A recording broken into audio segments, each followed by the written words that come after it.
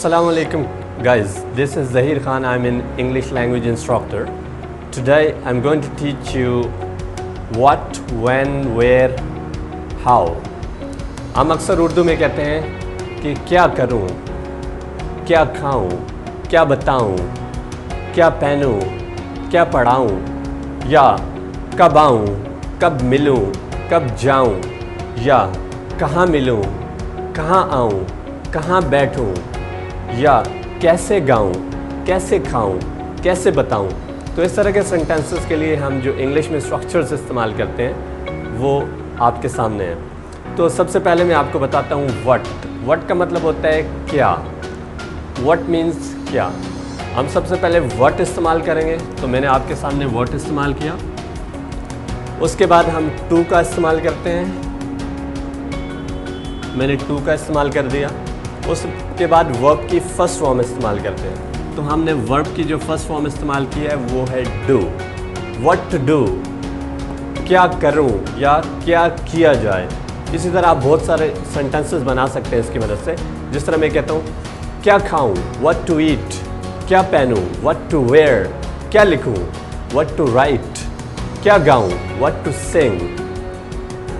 Second है हमारे पास when का मतलब होता है कब। व्हेन मीन्स कब। तो सबसे पहले हम व्हेन का इस्तेमाल करेंगे, मैंने व्हेन का इस्तेमाल किया। उसके बाद हमारे पास है टू, मैंने टू का इस्तेमाल किया। और वर्ब की फर्स्ट फॉर्म है कम। व्हेन टू कम, कब आऊं या कब आया जाए।